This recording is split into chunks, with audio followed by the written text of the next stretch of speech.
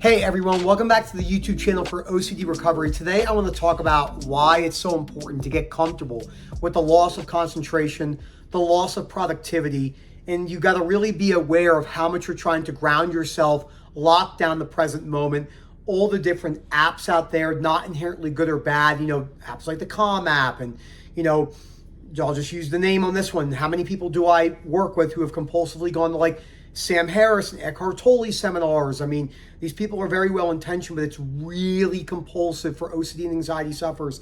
I mean, when you meet a lot of people who don't have OCD or anxiety in any way, they don't have a lot of rigid beliefs, you just don't meet a lot of people who are needing to lock down this state of calm and meditation. I'm not anti-meditation by any means, but I think meditation in the standard form for most people is actually used quite compulsively in today's day and age. Maybe not in the past, but this idea of like, I'm just going to meditate and ground myself to work on the present moment, to work on my concentration is really backfiring for OCD and anxiety sufferers and non-sufferers, because you're better off getting comfortable without needing there to be a feeling locked to the present moment. And I'm going to go into that in this video. Before I go any further, please subscribe, hit that like button down below, phil@ocdrecovery.com. Let me know what you think about this. I have worked with thousands of people online in private coaching, webinar services, different DMs. Our Facebook group has almost 40,000 members coming up here probably in the next year. We're at like 34,000. All the YouTube comments, the amount of people I've spoke to around the world who have fallen into this trap. And that's only it's a fraction of how much it happens worldwide. I mean, how many people have I worked with that went to 7-day meditation yoga retreats, but they were doing it compulsively because they didn't realize they were trying to lock down a feeling in the moment. And it's a huge problem. So first of all these people that we talk about are more than likely very well-intentioned. The Sam Harrises of the world, the Andrew Hubermans of the world, the Gary Breckers of the world, the people that I don't agree with on basically anything when it comes to health, anxiety, and health tactics. But I always say if I went out with these people to a vacation for a week, we went to Aruba, and we didn't speak about this, we would just play volleyball on the beach and have a couple beers, and if Huberman would have a beer, and we'd probably have a really good time, to be honest, and work out and get to know each other. But the information that is being portrayed to the masses about grounding in the present moment and the now is very much misleading and causes humans a lot more misery in many ways, especially when OCD and anxiety is involved, than other things. So OCD and anxiety sufferers are more than likely better off not doing anything to lock down the present moment, not doing anything to need to feel present. They're better off feeling all this discomfort and going about their day with the loss of the present moment. I don't spend 1 second of my day, not one singular second, worrying about if I'm present, if I'm calm, or if I'm locked into the moment or not. And I think that it's a total trap for most people. Again, not OCD and anxiety sufferers alike, most humans. I mean, you meet all these people who you'll say, okay, what'd you do last year? They went to a seminar and they paid $10,000 for a calm seminar or a present moment seminar, all these things. But then when you look at the basic 5 things that really matter in life, which is some sort of consistency with exercise 4 to 5 days a week, whether it's with weights or whatever the fuck. To be honest, I don't even care what you want to do, just something and be consistent. Most people don't do that. Balanced nutrition, breakfast, lunch, and dinner. Trying to eat primarily whole foods, no tactics or tips, not trying to get rid of seed oils or trans fats. You don't really see the most balanced, fit people on earth eat a lot of cookies and cake when they want. Like I eat cookies and cake when I want within balance, right? I'm not crazy about it. Because the 80-20 principle applies to almost everything, which is a great book, by the way, the 80-20 principle.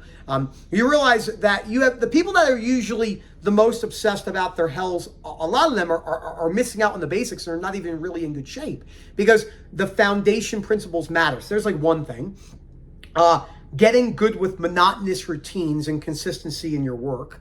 I mean, if you have a career, I never worked a day in my life. That's a complete nonsensical statement. Of course you work a day. I am so passionate about OCD recovery, and there's a lot of moments where it feels like work. So it's like there's really only like 5 things that matter that give long-term success to anything, but they're not flashy and they're boring. But there's satisfaction in the completion of a task.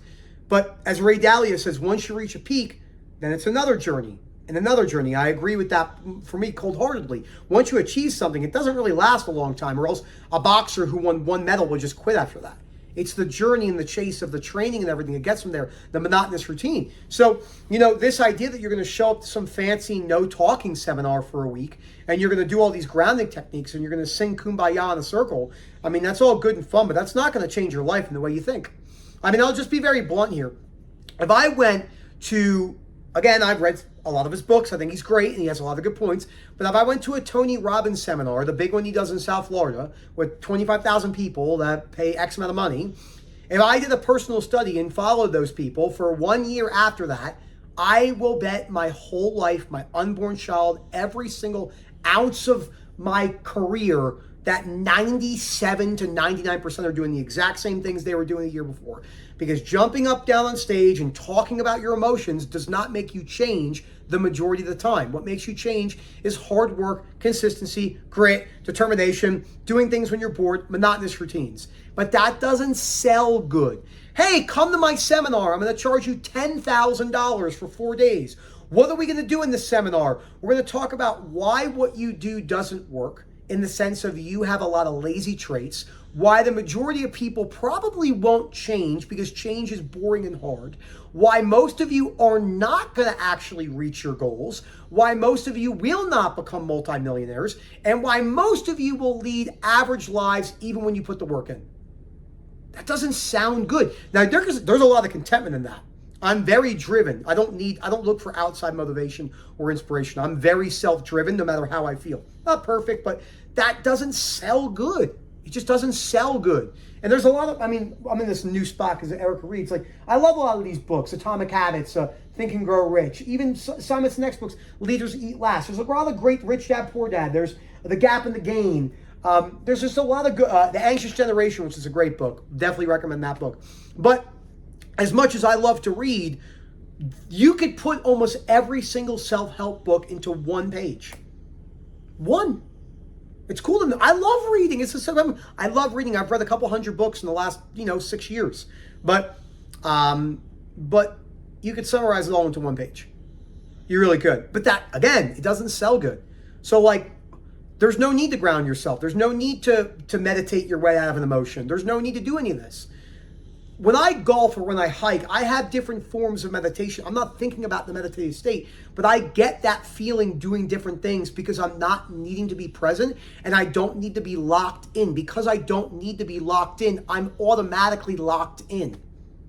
It's like the Chinese finger trap. The more you want to be present, the more you want to ground yourself, you're doing yourself the opposite. And we all know people like this that talk about how present they are, how good their meditation is, but then you're like, yeah, but the other basic things in your life are a fucking mess. You're bad with your money. You're bad with communication. You call everyone toxic.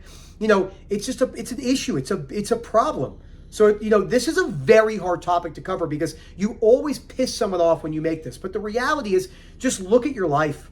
Just look at it. I've been there. I've done many things I said were it's not that big of a deal. It was. I'm not perfect here. But, the reason why we get the best results of any OCD and anxiety platform on earth, bar none, it's not even close, is because we work with everyone that comes from the big organizations.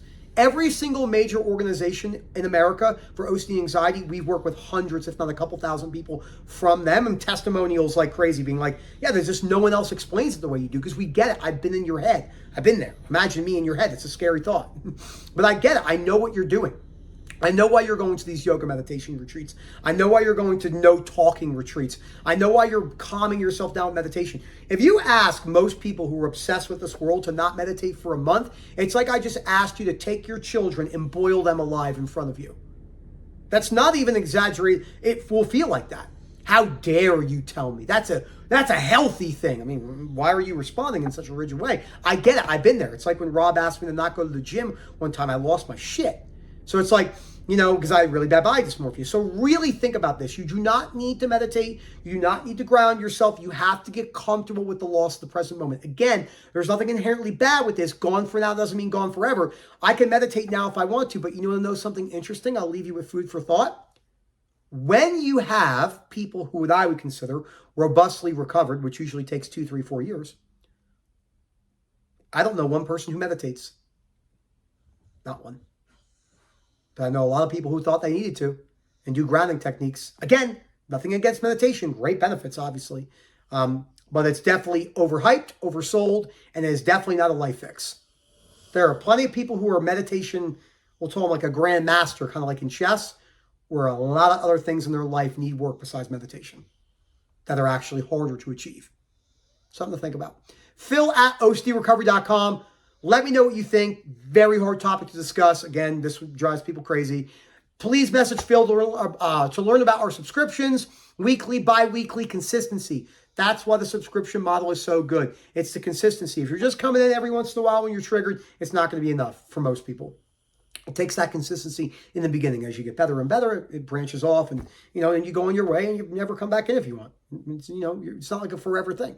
But the beginning needs some consistency because you're more than likely doing a lot of things wrong. So hope to hear from you soon. And as always, enjoy the rest of your day.